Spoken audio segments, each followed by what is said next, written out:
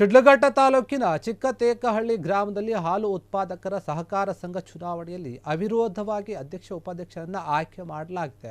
ಅಧ್ಯಕ್ಷರಾಗಿ ವೆಂಕಟರೆಡ್ಡಿ ಹಾಗೂ ಉಪಾಧ್ಯಕ್ಷರಾಗಿ ಸೋಮಣ್ಣಪ್ಪ ರೆಡ್ಡಿ ಏನಿದ್ದಾರೆ ಅವರು ಆಯ್ಕೆ ಆಗಿದ್ದಾರೆ ಅಂತ ಹೇಳಲಾಗ್ತಿದೆ. ಹಾಗೂ ಮುಂದಿನ 5 ವರ್ಷಗಳ ಕಾಲ ಇವರು ಆಯ್ಕೆ ಆಗ್ತಾರೆ ಅಂತ ಹೇಳಿ ಚುನಾವಣಾಧಿಕಾರಿಯಾಗಿರುವಂತಹ ಮಂಜುನಾಥ್ ತಿಳಿಸಿದ್ದಾರೆ. ಚಿಕ್ಕತೇಕಹಳ್ಳಿಯಲ್ಲಿ ಡೈರಿ ಚುನಾವಣೆ ನಡೆದಿದ್ದು ಅಧ್ಯಕ್ಷರಾಗಿ ಹಾಗೂ ಉಪಾಧ್ಯಕ್ಷರಾಗಿ ಎಲ್ಲ ಚಿಕ್ಕತೇಕನಹಳ್ಳಿ ಹಾಲು ಒಕ್ಕೂಟದ ಉತ್ಪಾದಕರ ಸಂಘದ 11 ಸದಸ್ಯರ ತಮ್ಮ ಒಮ್ಮತದಿಂದ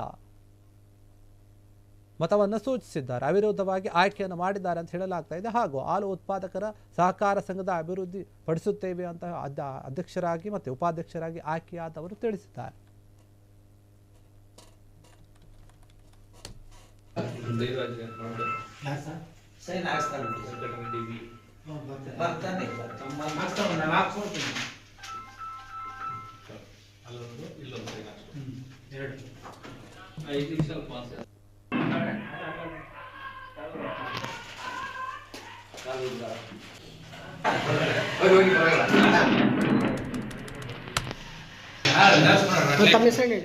ಚಿಕ್ಕತೇಕಹಳ್ಳಿ ಹಾಲು ಉತ್ಪಾದಕ ಸಹಕಾರ ಸಂಘದ ಸದಸ್ಯರ 11 ಸದಸ್ಯರಿದ್ದು ಅವಿರೋಧವಾಗಿ ಆಯ್ಕೆಯಾಗಿರುತ್ತೇವೆ.